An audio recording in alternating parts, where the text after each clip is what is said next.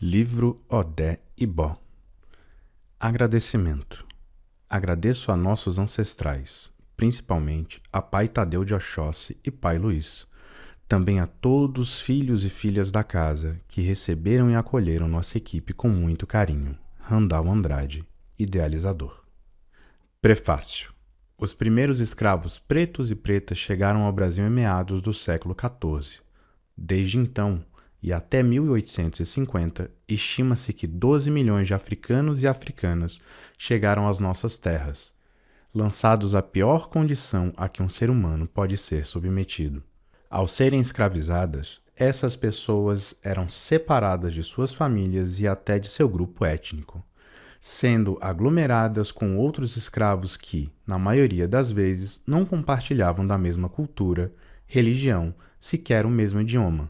Como parte da estratégia do sistema escravagista, desta forma, a religião teve como primeira função a de devolver aos pretos e pretas uma identidade familiar, com pais e mães de santo liderando o núcleo religioso, numa grande irmandade de resistência, identidade e luta. O culto aos Awon-Orixá foi, portanto, mais que uma existência de fé, mas também uma possibilidade de refazer laços, preservar o patrimônio cultural e sobreviver à escravidão. O processo, todavia, não foi nada fácil. Desde que surgiram as religiões afro-brasileiras sofrem perseguições. Uma das estratégias utilizadas para mantê-las foi o sincretismo religioso, fazendo-as parecerem com o catolicismo em alguns aspectos. Assim, o primeiro terreiro de candomblé, como conhecemos hoje, de que se tem notícia, nasceu atrás da capela da confraria da Nossa Senhora da Barroquinha, que depois se tornou igreja de Nossa Senhora da Barroquinha, em Salvador. Provavelmente, no final do século XVIII, tratava-se de uma comunidade de escravos que se reuniam em engenho de cana, liderado por princesas, sacerdotes, sacerdotisas do reino Queto, escravizados na guerra com os daomeanos, e que depois migrou para este novo local atrás da igreja, onde se constituiu o Ilê Axé Airá Intele, fundado por 3 pretas africanos, Iá Detá, Iá Calá e Iá Nassô, e 2 babalaôs, Babá Acicá e Bamboxê Obitico. Desse terreiro originou-se o Ilê Iá Nassô Oká, conhecido como Terreiro da Casa Branca, primeiro terreiro oficialmente registrado no Brasil, tombado pelo IFAM como Patrimônio Histórico do Brasil, em 1986. Foi inaugurado nos anos de 1830 na Barroquinha e deslocado nos anos de 1890 para o Engenho Velho, quando um projeto de reurbanização acabou deslocando a população preta para cada vez mais longe do centro, incluindo os que viviam na Barroquinha afastados para outros bairros de Salvador. Na Barroquinha, o primeiro orixá a ser assentado e cultuado no Ilê foi Odé ou Oxóssi, orixá de família real Arô, uma das 9 dinastias de Queto, seguido de Airá e Xangô, mais tarde aglutinados em uma só entidade, dando origem ao candomblé de Queto. Posteriormente, o Ilê Iá Nassô Oká deu origem a casas tradicionais de Salvador, como o Gantuá de Mãe Menininha, o Opô Afonjá de Mãe Aninha e Mãe Senhora. Paralelo a isso, no final do século XIX e início do século XX, havia uma forte corrente eugenista vinda da Europa e amplamente aceita no Brasil. Acreditava-se que os brancos tinham mais saúde, mais beleza e maior competência civilizacional, e que os não brancos, portanto, eram um fator de atraso para o país. Essas teorias racistas também pregavam que a miscigenação produzia degeneração, indivíduos incapazes, indolentes e ou com tendências para a criminalidade. Depois, houve uma reinterpretação dessas teorias no Brasil, formulando-se a tese do branqueamento e substituindo a noção de degeneração herdada pela de degeneração adquirida e, portanto, remediável. A ideia era promover a europeização do país a partir de 3 pilares fundamentais: o incentivo à imigração europeia, a miscigenação daqueles que não estavam completamente degenerados e a implementação de um processo incompleto da abolição da escravatura. Incompleto porque não se um processo incompleto da abolição da escravatura. Incompleto porque não se estabeleceu um projeto de inserção social e econômica dos ex-escravos na nova ordem instaurada, abandonando-os à própria sorte e excluindo-os da sociedade. Assim como o projeto de reurbanização na Barroquinha, outros foram realizados em diferentes capitais brasileiras, como a Reforma Pereira Passos, no Rio de Janeiro, com o objetivo, entre aspas, de civilizar a localidade. As modificações urbanísticas acabavam deslocando a população pobre do centro para o subúrbio e a população ainda mais pobre para as encostas dos morros. Além disso, fazia parte dos projetos fomentar elementos culturais europeus, em contraponto aos de origem africana. Desta forma, no final do século XIX e início do século XX, foram marcados por um claro projeto de exclusão, perseguição da população preta e de repressão, tanto pela sociedade quanto pelo Estado. Há elementos de cultura afro-brasileiras, como capoeira, o samba e as religiões de matrizes africanas. Em 1890, 2 anos depois da promulgação da Lei Áurea, quando muitos escravos recém-libertos ainda não haviam conseguido trabalho, foi criado no Brasil o crime de vadiagem, que rendia até 30 dias de prisão para aqueles que andassem pelas ruas e não comprovassem que trabalhavam. O samba acabou sendo enquadrado como um dos símbolos da criminalidade, ou seja, tocar samba era motivo de prisão, porque o sambista era visto como vadio, de forma que a mera posse de instrumentos de percussão era interpretada como um indício criminoso. O mesmo acontecia com aqueles que eram vistos praticando capoeira. Além disso, terreiros eram violados, invadidos e saqueados. Objetos de culto eram destruídos, sacerdotes eram presos e torturados. A perseguição policial ao candomblé seguiu até o final da década de 1970, quando os terreiros da Bahia ainda precisavam de autorização da Delegacia de Jogos e Costumes para funcionar, ou podiam ser interrompidos pela polícia. Esses projetos de branqueamento e perseguição aos pretos foram enraizados de tal forma na sociedade, construída com base na escravidão, que repercutem até hoje. Quando vemos o fato de ser preto, pobre e desempregado ser considerado indício de criminalidade, quando observamos a imensa maioria da população carcerária brasileira ser preta, a marginalização do funk e de outros ritmos vindos da favela e a intolerância a religiões de matrizes africanas. A laicização do Estado e as garantias advindas da Constituição de 1988 não foram suficientes para acabar com o racismo estrutural. O preconceito e os ataques contra as religiões afro-brasileiras são um exemplo. É importante lembrar que a intolerância religiosa é, antes de tudo, uma intolerância racial, contra tudo que vem do povo preto, mas os pretos e pretas, com suas tradições, ainda vivem. O preto resiste, persiste, resgata e mantém viva uma forma ancestral e milenar por meio do candomblé. É sobre sentir o cheiro das folhas, sentir nas mãos o couro do atabaque, andar descalço, com a barra da calça dobrada e os pés na grama, se conectar com a natureza e com tudo de melhor que vem dela, mesmo num mundo tomado pelo concreto armado, pela poluição e pela correria cotidiana. É sobre parar o movimento e ouvir. Ouvir os pássaros e as araras, ouvir o barulho do vento, ouvir a chuva da manhã cedo, o galo cantando, ouvir o cântico na voz rouca do babalorixá e o som seco das palmas que iniciam o toque que virá dos atabaques. Ouvir o som do ilá de orixá, que vibra numa frequência que faz todos se conectarem física e energeticamente com a sua natureza, e saber que tudo isso é axé. É ouvir o som do adijá badalari de repente, num sopro de pó de atim, se desconectar de tudo e esquecer todas as mazelas do mundo. Neste momento, nada mais importa além da força do orixá. A realeza perdida com a escravidão, quando príncipes e princesas vieram da África para o Brasil coisificados, é reconquistada nas coroas de Xangô, nos adês das Iabás, no respeito aos mais velhos e aos ancestrais, e nos dias de luta são rememorados quando assistimos atentos Ogum, Oiá, Iemanjá Ogunté e Oxum Apará empunharem suas adagas, quando vemos Odé caçar. E a luta é diária. Manter uma casa de candomblé não é fácil. A bandeira branca hasteada no templo simboliza dias de batalha e dias de glória. Ser pai de santo é, antes de tudo, uma missão de vida. Vai muito além de comandar cultos religiosos. O pai ou mãe de santo é aquele que toma como seus próprios filhos e filhas de santo.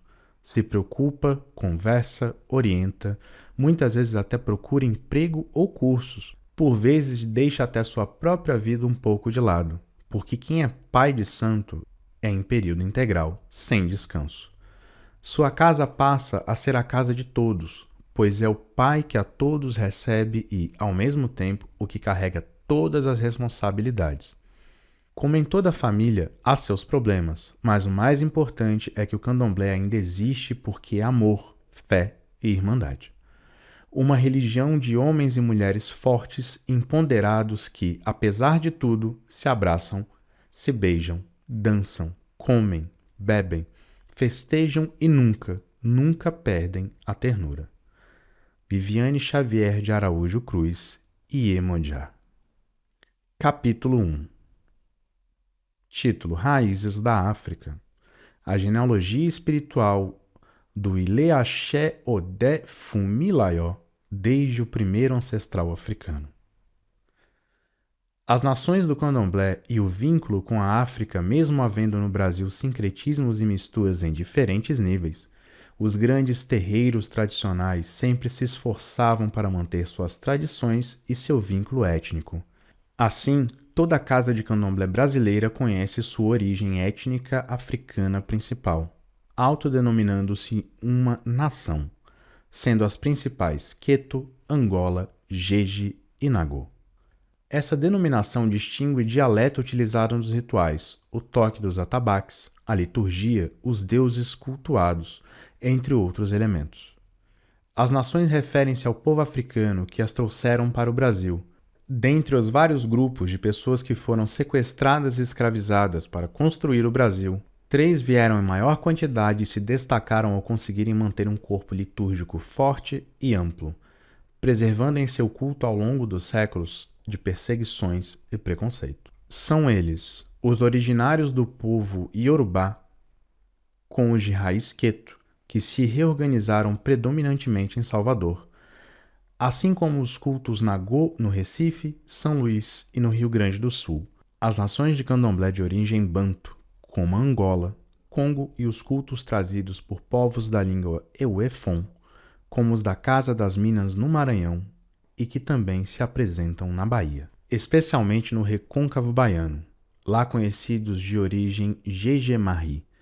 Principalmente, essas diversas formas de religião de matrizes africanas ressurgiram nos grandes centros e destes centros foram se espalhando para todo o Brasil e até mesmo, ainda que em uma escala muito menor, para alguns outros países do mundo, como o Uruguai, a Argentina e os Estados Unidos da América. De certa forma, esses cultos nunca pararam de se desenvolver, não só se expandindo como também recontando histórias de seu passado, trocando informações e estreitando relações com seus cultos irmãos na diáspora das Américas, como a santeria e o palo-congo cubanos ou o voodoo haitiano, assim como com os inúmeros cultos também irmãos existentes na África. Esse intercâmbio, no caso da África, se deu desde os primórdios da fundação dos cultos no Brasil, primeiramente com as viagens de retorno ao continente-mãe, isso desde ainda os tempos da escravidão, sendo que até hoje não é pequeno o número de brasileiros que vão, principalmente, à Nigéria, visitar templos e locais sagrados citados em seus cantos litúrgicos. Atualmente, esse processo de troca também tem sido facilitado pela globalização proporcionada pela internet, onde, através de redes sociais, os membros das religiões tradicionais africanas têm não só notícias de seus correligionários em outros países e continentes, mas, em muitos casos também, acesso a alguns fragmentos litúrgicos que os permitem se reconhecerem mutuamente, reforçando sua identidade e vínculo na diáspora afro-americana. Com os terreiros de candomblé do Distrito Federal não é diferente. O vínculo com a África persiste através dos ritos, mitos, da música e das danças sagradas, e de um vocabulário litúrgico ainda em uso, mas poucos conseguem tratar sua genealogia espiritual ininterruptamente até o ancestral africano que trouxe o culto para o Brasil. Entre esses poucos que conhecem toda a sua história está o Ile Axé Odé Fumilayó, de Pai Tadeu e seus templos irmãos. A linhagem do Axé-Bá, a linhagem de um terreiro, é muito importante para a definição de sua identidade. Isso porque, a cada iniciação, há uma transmissão de saberes. Como a tradição do candomblé é oral, os ensinamentos vão passando de pai para filho dentro da casa de santo. O Ilê Axé Odé Fumilaió é um candomblé queto descendente do Axé-Ebá. Tal linhagem, vinda do povo Yorubá, foi assentada no DF pelo Ilê Axé Orixá Deuí, casa de santo em que Pai Tadeu foi iniciado, fundada ainda na década de 1960 por Américo Neves Filho, mais conhecido como Seu Lilico de Oxum. Com seu legado histórico preservado oralmente, remontando sua história a mais de um século e meio, a história aqui narrada é reconstituída a partir das memórias de pessoas que conheceram esses personagens e foram sendo recontadas para outros membros do culto. Sendo a nossa fonte primária o Ogã Alabá Pai Elton, que desde sua iniciação, ainda muito jovem, escutava os mais velhos sobre as origens e sempre foi uma pessoa interessada em pesquisar e conhecer mais. O início dessa história fala sobre a chegada de um africano nascido em Abeokuta, ainda hoje uma das principais cidades na Nigéria, pertencente ao ramo Ebá da grande nação Yorubá. Esse africano ficou conhecido no Brasil como João Alabá, por ter recebido na África o título de Alabá, sacerdote do culto aos ancestrais, Egungun. João Alabá era filho de Obaloaê e um dos seus nomes de santo era Jibareuá. Chegou ao Brasil em meados de 1860, em Salvador, Bahia, no clássico livro Candomblés da Bahia, de Edson Carneiro. Ele é citado como um dos feiticeiros mais célebres da Bahia no ano de 1875. Ele viveu em Salvador até 1882, quando se mudou para o Rio de Janeiro, aconselhado por tio Rodolfo Martins de Andrade, Bamboche Obitico, que viria a se mudar para o Rio em 1886. Tio Randolfo influenciou também a ida de Manhaninha, Obá Biim, e tio Joaquim, Obá Saniá, para o estado carioca. Manhaninha foi a fundadora e dirigente do Centro Cruz Santa de Axé Opô Afonjá, na saúde, tendo retornado a Salvador em 1910. Quando abriu outra sede do Axé Opô Afonjá, na rua Marquês de Sapucaí, no bairro de São Gonçalo do Retiro. Na virada do século XIX para o século XX, o Rio de Janeiro experienciava um apogeu urbanístico, devido ao crescimento das atividades portuárias e à inauguração da estação da Estrada de Ferro nas proximidades, atraindo as populações mais pobres. Nessa época, houve uma transferência de uma infinidade de lideranças do candomblé da Bahia para o Rio, ocupando-se principalmente os bairros da Gamboa, Santo Cristo e Saúde, importantes pontos de encontro de pretos e pretas baianos, onde nasceram ranchos e grupos carnavalescos percussores da escola de samba. Assim, João Alabá de Omolu, com a ajuda do tio Rodolfo, abriu, pelo que se sabe, a primeira casa de santo da cidade em 1882, na rua Barão de São Félix, número 174, na Saúde, zona portuária do Rio de Janeiro. Na mesma rua também vivia Dom Obá II, príncipe da África, considerado representante político da região perante Dom Pedro II, de forma que ali se formou a pequena África do Rio.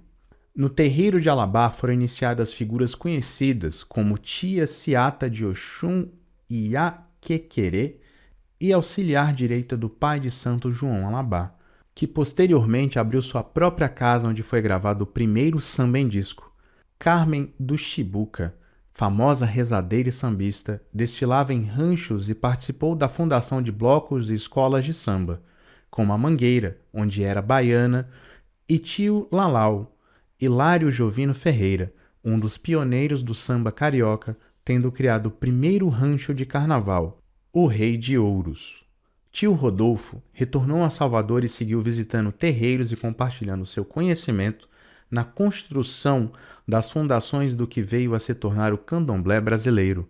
Enquanto isso, no Rio, logo os terreiros de João Alabá tornou-se um dos pontos de encontro mais procurados pela comunidade baiana e africana, sendo um importante ponto de articulação e de comunicação entre os pretos e pretas cariocas e baianos no início do século XX. Além disso, o Babalorixá construiu uma rede de sociabilidade com chefes da polícia e políticos, adquirindo proteção para o seu candomblé e prestígio junto ao povo de santo. A casa era sabidamente frequentada pelo imperador Dom Pedro II e, segundo os relatos de pessoas que conviveram com João Alabá, este teria sido conselheiro espiritual do imperador no período final de seu reinado. Contam que o próprio imperador veio lhe pedir auxílio espiritual quando o império estava por cair e que, depois de realizados os ritos e sacrifícios, João havia lhe dito, abre aspas, eu segurei até onde pude, o tesouro está salvo, mas o império vai cair, fecha aspas. João também tinha ligação direta, tendo sido inclusive seu presidente nos anos de 1912 a 1914, com a agremiação intitulada Liga Africana, que participava do carnaval e também se inseria em manifestações operárias. Mais tarde, João Alabá formou um rancho em estilo africano, mas que saiu apenas um ano. Em 1906, João Alabá foi líder espiritual da comunidade da zona portuária do Rio de Janeiro, até sua passagem em 1926, deixando uma marca indelével na história dos cultos afro da então capital do Brasil. Em 1927, após as obrigações fúnebres, sua casa foi transferida para Bento Ribeiro, sob a direção de um casal formado por outro africano, João Vicente Gouveia, o tio Bancolê de Xangô, Obá Talá, que se uniu a João Alabá para realizar as práticas religiosas do terreiro. Ele se casou com tia pequena de Oxalá, Ossafalaque, baiana de Amaralina, que se tornou Iaquequerê da Casa de Alabá. Em 1937, mudaram-se para um terreiro que viria a ser conhecido como a Casa Grande de Mesquita. Esse terreiro esteve em atividade até 1964 e seus assentamentos se espalharam em algumas das suas casas afiliadas. Mas a maioria deles, incluindo o Santo de João Alabá, ficaram com Edson Passos em Nova Iguaçu, no Rio de Janeiro, num templo fundado por um Ogã Alabê, chamado Roque Cupertino de Lima, conhecido como Tio Doum de Xangô, iniciado na Casa Grande de Mesquita. Tio Doum comandava a casa junto com Dona Fidelina de Oiá, mãe de santo que conduzia as obrigações rituais. Com a morte de Tio Doum, o terreiro ficou aos cuidados de Tio Benedito de Oxalá, que veio a falecer no ano de 2017, deixando o legado do terreiro para o seu irmão de santo, o tio Jair de Oxalá. Ainda em Bento Ribeiro, em 1928, foi iniciado o tio Justino de Ogum, Ogum Biim, seguidor de João Alabá, quando este era vivo, mas que não conseguiu fazer a tempo o santo com ele, sendo o primeiro Ogum feito na linhagem após a passagem do grande mestre. Ainda no primeiro ano da nova casa, dirigida por tia Pequena e tio Bancolê. Tio Justino depois tornou-se um grande babalorixá, tendo iniciado Mãe Naná de Iroko, Ba Iguilaió, que teve seu terreiro na cidade de Belford Roxo, Jardim Ideal, e que deu algumas obrigações no babalorixá Américo Neves Filho, Lilico de Oxum, em Brasília, na década de 1970. Seu Lilico, iniciado no Recife com seu Rosildo Félix, acabou seguindo a linhagem do Axé Ebá após tomar essas obrigações. Em 1993, Pai Tadeu iniciou-se no candomblé na casa de seu Lilico, dando continuidade à tradição. Capítulo 2. A história de Sobradinho, da Contagem Real à cidade satélite, as nações do candomblé e o vínculo com a África. Foi na cidade-bairro de Sobradinho II, situada numa região serrana no norte do DF, que Pai Tadeu construiu Ilê Axé Odefumilaió. Apesar de existir vestígios arqueológicos de antigos habitantes do Planalto Central, datados em torno de 10 mil anos atrás, Os primeiros relatos sobre os habitantes nativos da região, que viria a formar a capitania Goiás, surgiram somente no início do século XVIII. Esses relatos descrevem os povos indígenas que aqui habitavam como nômades ou seminômades, vários deles, hoje em dia, extintos. A maioria dos povos que aparecem nesses relatos pertenciam ao tronco linguístico Macro-G e, dentre eles, destacavam-se os povos Kayapó e Chavante, mas que acabaram migrando do centro e sul de Goiás para o estado no Mato Grosso, fugindo da pressão e das perseguições que os colonos portugueses e brasilienses vinham impondo com o povoamento da região. O tronco tupi é bastante citado o povo avacanoeiro, conhecido também por sua bravura e resistência, os quais andavam e habitavam principalmente na região centro-leste da capitania, incluindo, provavelmente, a região onde hoje se encontra o DF.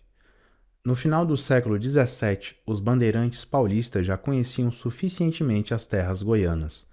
Apesar de ainda não haverem encontrado o vil-metal que tanto os fascinava, e assim sendo, também não existiam assentamentos coloniais na região. O que mudou drasticamente após as bandeiras de Bartolomeu Bueno da Silva, o Anhanguera.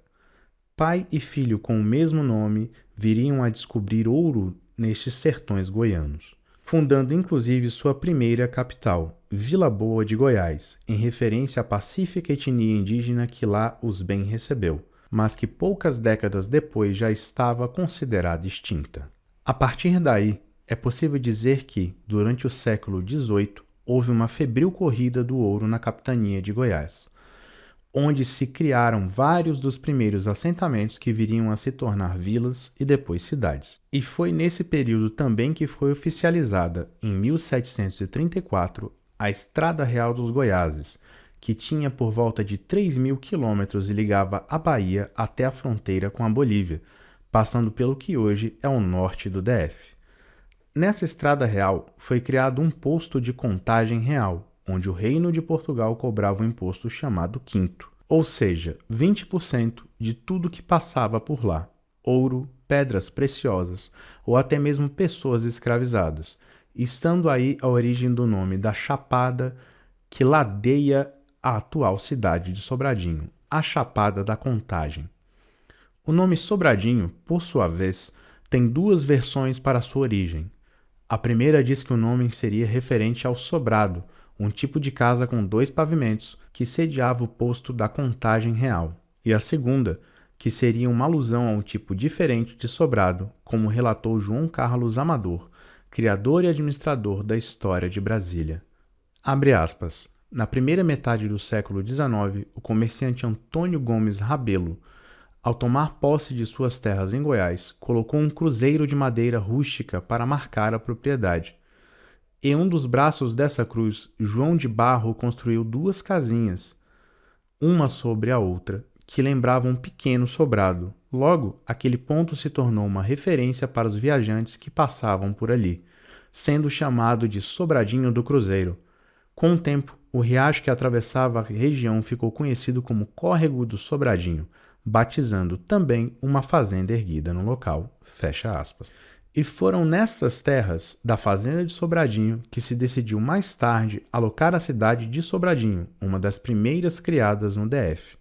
Primeiramente, para abrigar candangos que teriam que abandonar suas casas e acampamentos no plano piloto e arredores após a inauguração de Brasília e, posteriormente, novos imigrantes que vinham tentar a vida na capital da esperança. Assim, Sobradinho teve a sua inauguração em 13 de maio de 1960, 3 semanas após a inauguração da nova capital, em 21 de abril de 1960. Foi uma operação um tanto rápida para remover as pessoas acampadas próximo à construção, como da Vila Amauri, que viria a ser alagado pela barragem do Paranoá, entre outros. Distando cerca de 25 quilômetros do centro de Brasília, sua origem foi iniciativa de um dos primeiros presidentes da nova CAP, companhia encarregada de criar e cuidar da nova capital e que auxiliou na mudança dos moradores dos acampamentos para os lotes doados em Sobradinho, Taguatinga e Gama, regiões que foram demarcadas para recebê-los. Este presidente, o Sr. Iris Meinberg, durante a construção da nova capital, teve a ideia de criar uma cidadezinha tipicamente rural no DF, optando por fazê-la em uma área já tradicionalmente utilizada para esse fim, a Fazenda Sobradinho. Como quase todas as outras cidades do DF, Sobradinho também foi planejada e seu desenho urbano foi realizado por Paulo Hungria Machado, membro da equipe de Lúcio Costa, o mesmo que desenhou a cidade do Gama. No entanto, nessa época não havia ainda previsão de quando a execução total do projeto seria concluída.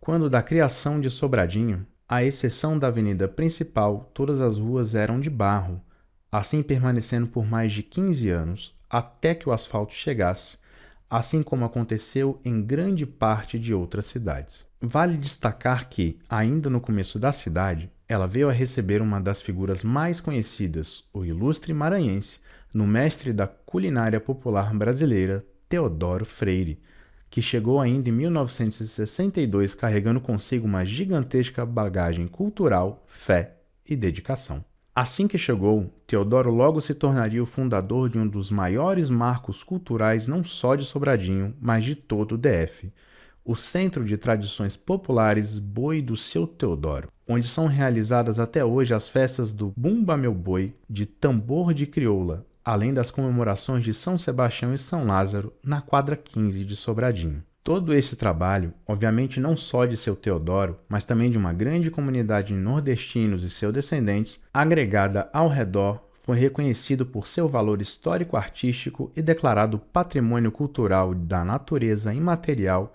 por meio do Livro de Celebrações do Distrito Federal em 2004, sendo, ainda hoje, um dos grupos culturais mais antigos da capital federal. Sobradinho, já em uma versão urbana, muito cedo começou a ganhar vida e dar seus frutos, não somente culturais, mas também parindo outras cidades, pois de seu território original, definido em 1965, posteriormente foram desmembradas as regiões administrativas da Fercal e Sobradinho II, sendo nesta última onde foi fundado o Ilê Axé Odé Fumilaió, terreiro do Babalorixá Pai Tadeu de Oxóssi.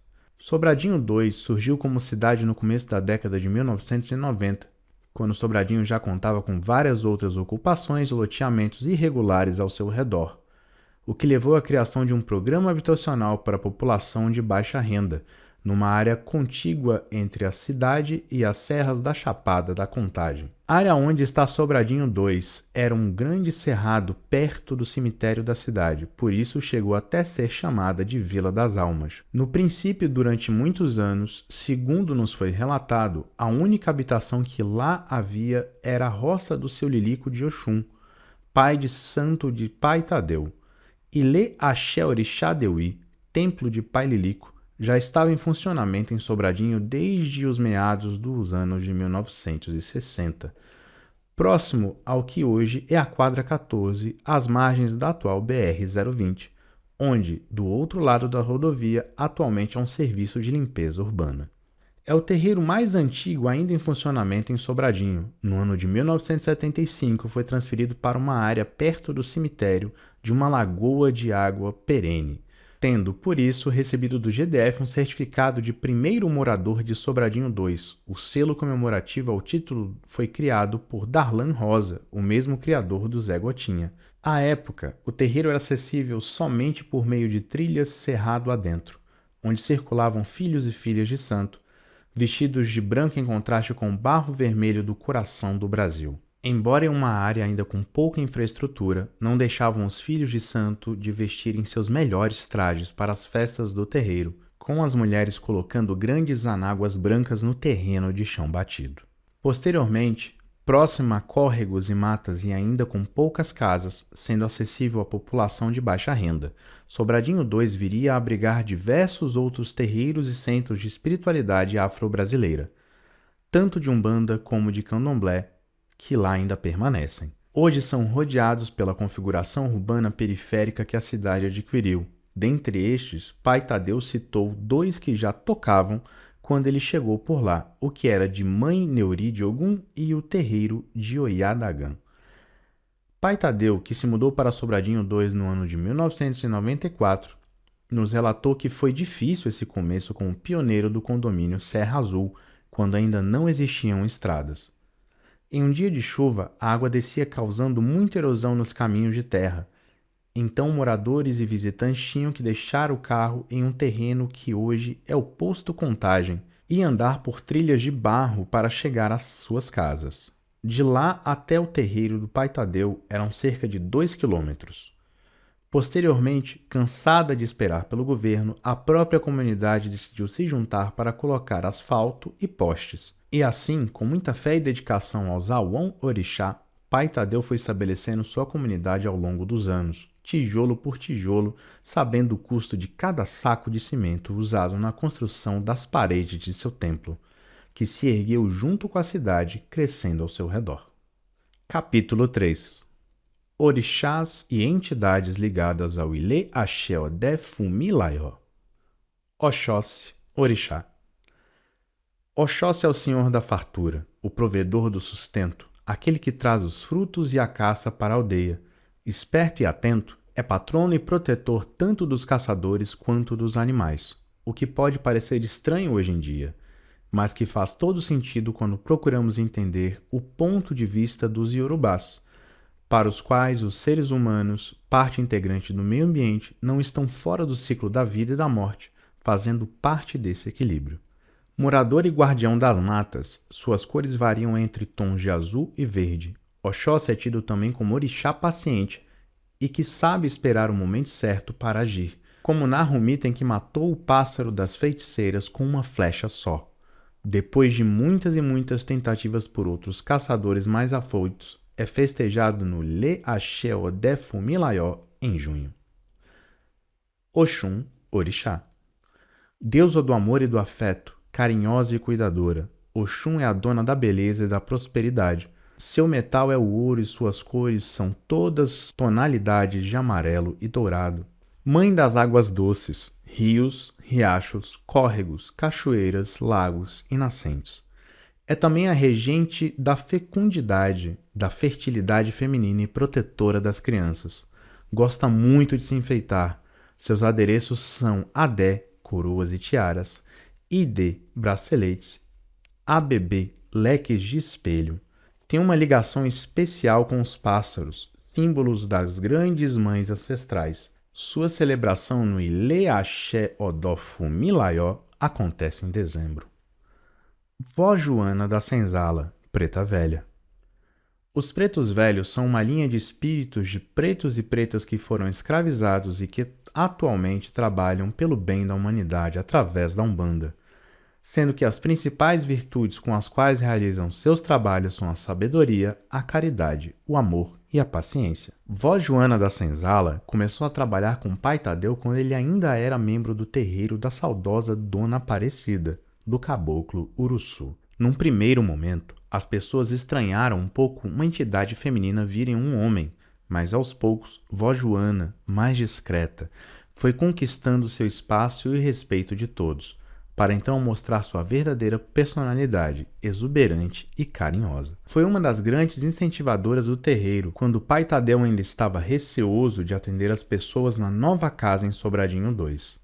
Foi Vó Joana que disse que só atenderia os consulentes lá, porque lá era sua casa, e assim a casa foi crescendo e prosperando. Vó Joana é festejada anualmente em janeiro no Ilê Axé Odé Fumilaió, quando o terreiro oferece a sua feijoada em uma festa aberta a toda a comunidade. Caboclo Clarão da Lua, boiadeiro. Os boiadeiros, também chamados de caboclos de couro, são entidades da Umbanda que trabalham em linhas de caboclos, mas estão associados ao mundo dos vaqueiros, trabalhadores rurais do interior do Brasil, especialmente do Nordeste, para a lida do gado. O caboclo Clarão da Lua, como legítimo representante da linhagem, é altivo e brávio. Seus conselhos são diretos e sem rodeios e, muitas vezes, são feitos em público por meio de cantigas de sotaque, durante os toques, com letras que apontam para os erros, incompreensões ou até mesmo as más condutas de alguns dos participantes desatentos.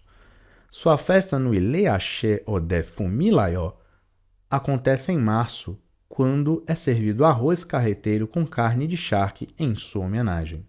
Pai Tadeu, eu venho nessa missão de ser líder de uma casa de candomblé há muito tempo. As origens. Minha mãe se chamava Antônia Setúbal de Oliveira. Ela era nordestina, do município de Granja, no interior do Ceará, e veio para Brasília em 1958 em busca de melhores condições de vida. Instalou-se na Vila Amauri, acampamento fundado no final de 1957, que durou menos de 3 anos durante a construção de Brasília, tendo sido inundado para a criação do Lago Paranoá, antes mesmo da inauguração da cidade. No local, viviam mais de 15 mil pessoas, entre trabalhadores e familiares, que construíram as primeiras estruturas do aeroporto, plano piloto, Congresso Nacional, centros comerciais da W3 e os primeiros prédios da Asa Norte e Sul. Minha mãe tinha muitas boas lembranças desse acampamento, e inclusive, após sua morte, suas cinzas foram lançadas no local, hoje submerso, como seu último desejo. Quando saiu da Vila Amauri, ela foi para Sobradinho, onde eu nasci numa família de 7 irmãos, entre os quais eu fui o penúltimo a vir ao mundo. Um dos meus irmãos foi morar com um tio em São Paulo e ficamos nós 6 por aqui. Quando eu tinha uns 9 anos, minha mãe se separou do meu pai e desde então criou a gente sozinha. Então posso dizer que minhas figuras materna e paterna estão embutidas na minha mãe, que foi pai e mãe e criou os 6 filhos. Minha mãe era uma mulher forte, guerreira, nordestina. A vida fez dela forte para sobreviver. Também criou nela uma casca para se proteger. Eu brincava com ela dizendo que ela não colocava a gente no colo para dengar, e ela falava, se eu fosse dengar vocês, vocês iam passar fome. Minha mãe sempre me apoiou em tudo, e eu sempre tive uma ligação muito forte com ela. Na fase adulta, meus irmãos casaram, foram cuidar de suas vidas e se dispersaram. Mas eu continuei muito ligado a ela. Enquanto vida ela teve, eu estava com ela todo dia. Da minha família ninguém era muito ligado à religião, mas sempre houve respeito e liberdade para que cada um seguisse o que achasse melhor. Já mais velhos, na fase adulta, um dos meus irmãos virou evangélico e uma irmã passou a frequentar a União do Vegetal. Mas eu fui o único que, desde cedo, já me conectava com a espiritualidade. Minha mãe se dizia católica, mas só ia às missas uma vez por ano, na Missa do Galo. Eu brincava com ela dizendo que não era católica, se só ia uma vez por ano. E ela dizia que a missa ela fazia em casa mesmo. O encanto do tambor. Minha primeira experiência religiosa foi ainda garoto, na igreja evangélica.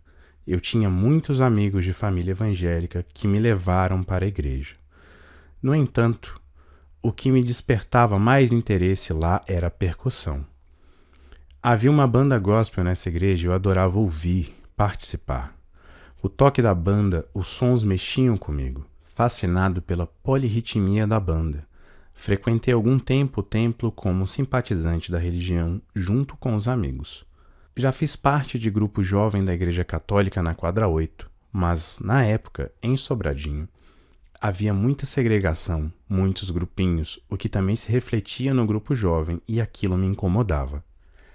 Mais tarde, aqui em Sobradinho, eu pude ter mais contato com a cultura afro-brasileira na Rua do Lazer. Era um evento cultural ao ar livre com barraquinhas, música, lazer e atrações culturais. Lá se formavam muitas rodas de capoeira, e mais uma vez foi o som que me atraiu. O atabaque e o berimbau me fascinaram ainda mais. Entrei naquele mundo e joguei capoeira durante muitos anos na minha adolescência. Eu gostava que na capoeira não havia diferença de cor, raça, classe social. Ali todo mundo era irmão e se destacavam os que jogavam melhor, fosse negro, pobre ou homossexual. Mais tarde vi que no candomblé também tem isso. No fim das contas, o que prevalece é o orixá, independente das condições de vida do filho de santo. Se tem 2 Awon orixá dançando no terreiro, não importa se um médio é rico e o outro pobre. Ali os 2 são iguais, porque o que importa é o orixá. É ele que cultuamos. Além disso, no candomblé, idade é posto. Então nós temos muito respeito pelos mais velhos no santo. Eles possuem mais conhecimento. Se a pessoa é rica ou pobre, negra ou branca, nada disso importa. O mais novo vai pedir bênção ao mais velho. As palhas de coqueiro.